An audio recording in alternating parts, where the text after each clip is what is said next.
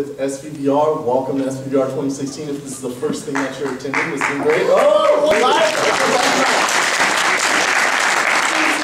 It's exciting. So what we have going on, Sylvia Chin from iResearch, she will be talking about VR in China, giving us an overview of the landscape of VR in China, some of the major players there, what is actually going on, and there's definitely a lot of exciting things to cover. So well, let's give Sylvia a warm welcome as she comes to the stage.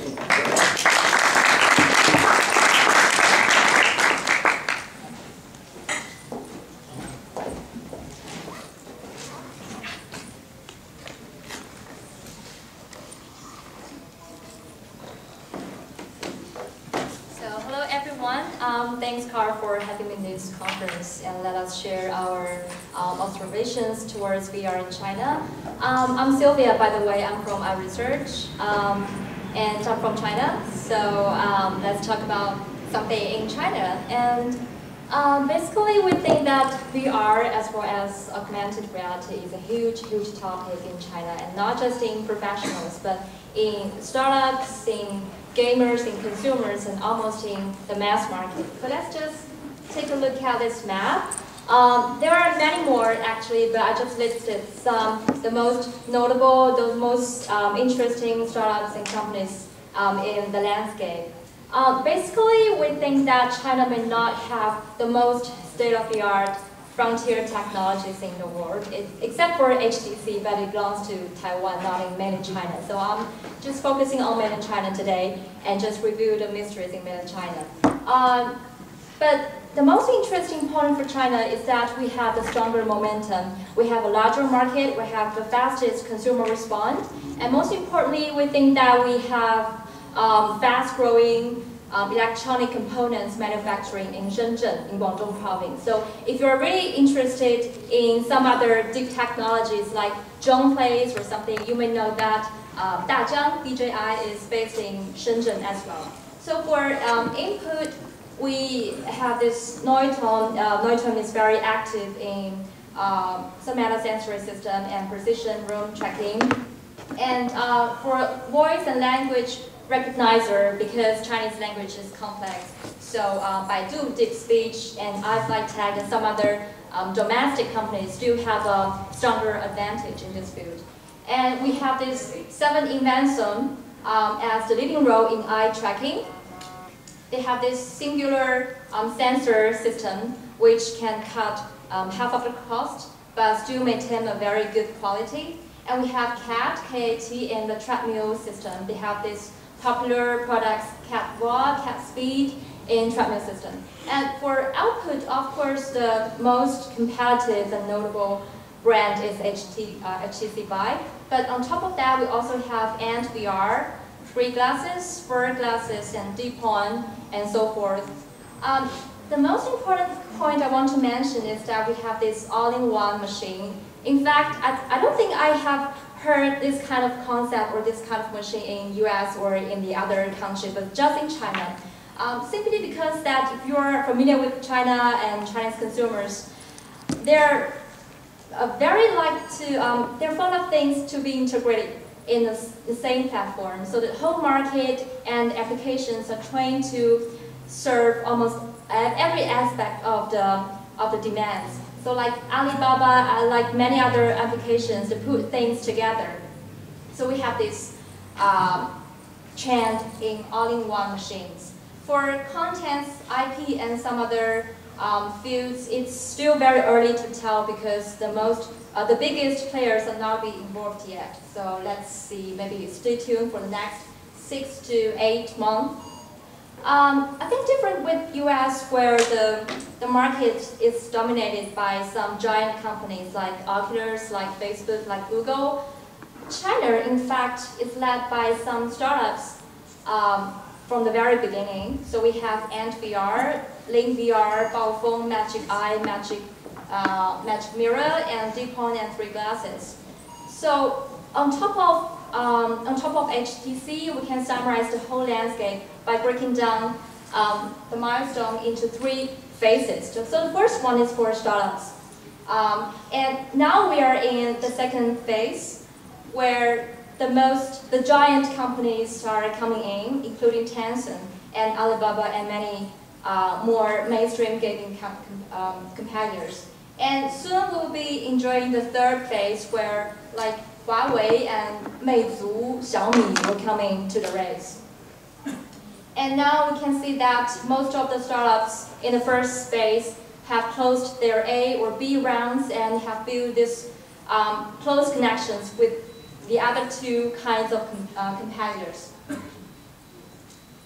And I highly recommend you to focus on these 5 companies if you're really interested to look into the closed loop ecosystem in China. Because as I just mentioned, forming a closed loop ecosystem is extremely important in winning consumers in China. So these 5 companies are larger in size and they're financially stronger, and they have been trying to form this ecosystem of their own already. But yes, they have their different focuses at this point. Like Tencent, they're the first one in BAT China to step into this VR industry.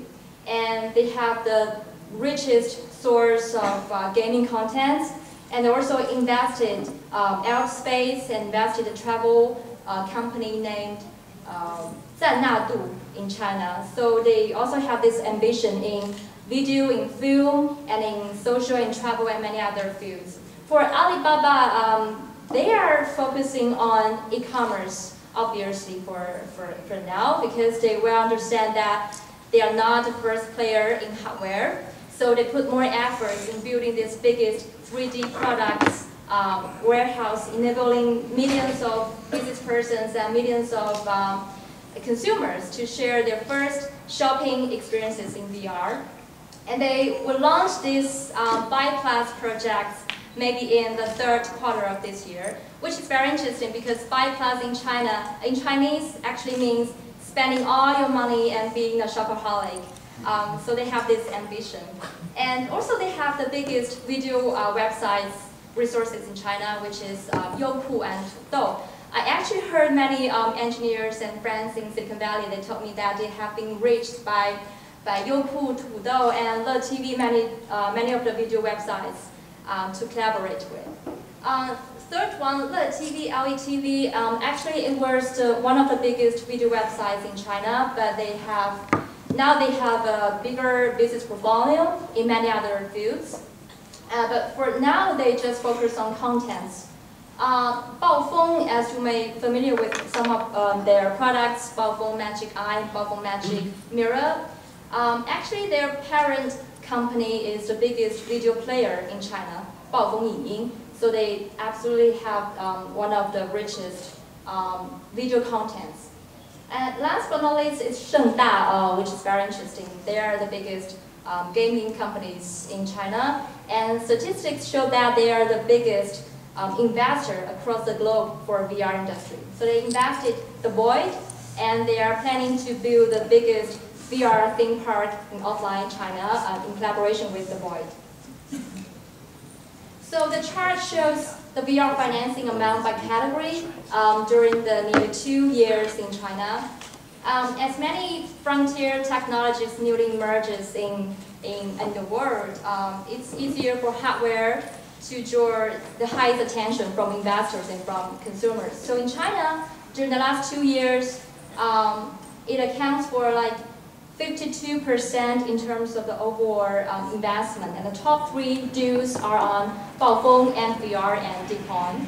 But actually we think that as consumers are continuously setting these high expectations and standards for content along with the hardware, so we actually think content providers, content would be the next trigger. Okay, so compared to PC or console-based devices, we actually think that mobile wins much higher volume, especially in China, because according to the statistics, we think that by end of this year, about 99% of the shipments belong to mobile phone, compared to about 87% for global. And there's another data proof for mobile advantage. According to VGCharts.com data, that China only accounts for like 2% of global Xbox One and PS4 shipments last year. Actually, I think the data should be much more because we have this channel limitation, but Chinese consumers have much more channel to buy these too. But yes, the data indicates that Chinese consumers have formed these gaming habits on their mobile phone, on their commute on subway, or on their bed, rather than in the living room.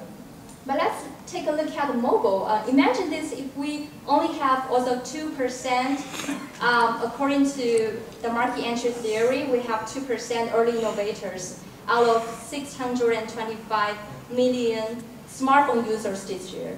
We will have more than 12 million VR mobile users this year. This is really huge. So these two charts show the trend of China VR devices shipments and China VR user base from last year to the year 2020. Although the mobile will keep dominating the market, but we might see a downtrend in terms of the share in the next few years. But yes, overall we think there are 9.2 million shipments and 25 million users expected in China by the year 2020. So what about non-mobile? What are their opportunities and recent trends? Our conclusions will be that we think offline VR experiences centers, including smaller stores and bigger theme park like the Void, will play the most important role in the early market education. So comparing with the number of cinemas in China, we see a very high speeding expanding of offline experience centers. So the size expanded from 0 to 2,200 from during the last 18 months, and it's expected to reach 5,000 by end of this year. So I think it's easier for the consumers to spend only $2 to $3 to step into the center and just try the VR devices for their first time and know what VR is, know what Oculus is.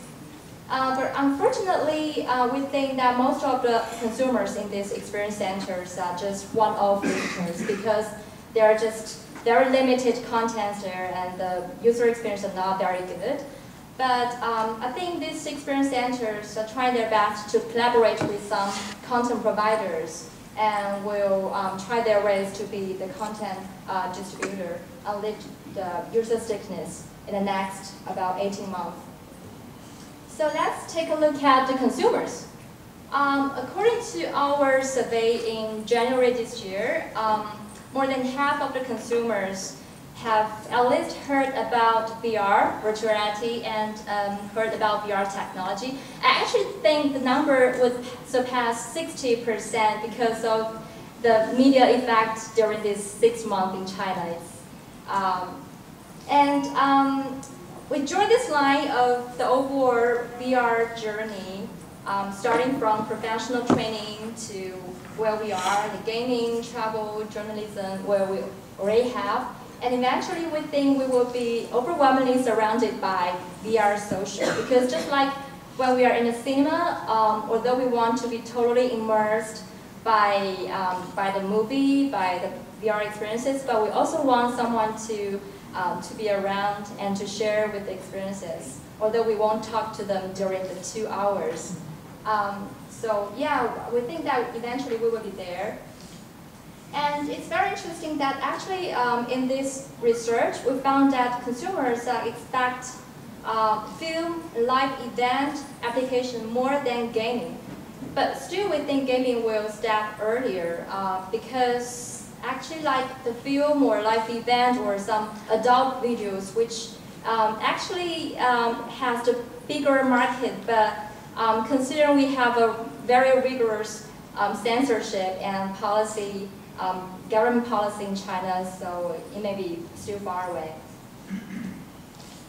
And also we asked consumers what are their concerns, what are their most important factors in deciding to choose these VR devices. And a high percentage shows that they consider comfort more than the others, especially more than a fancy look.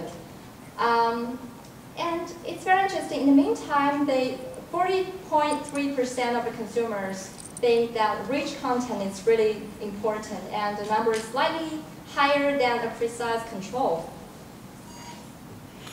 So what about the price? I'm not quite sure about the situation in US. I'm still working on that. But in China, we found that 80% consumers expect a no more than $460 package.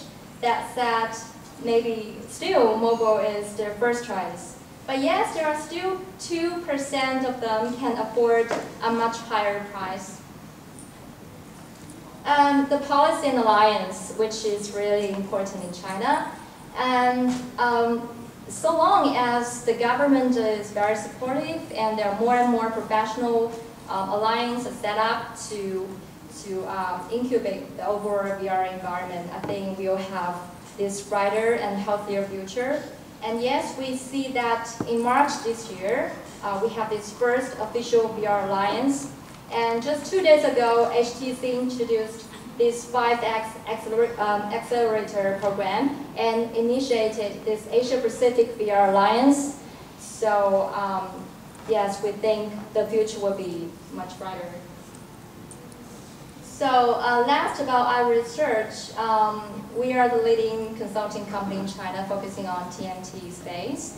And we also are looking for really good projects and companies and startups here in Silicon Valley to collaborate with.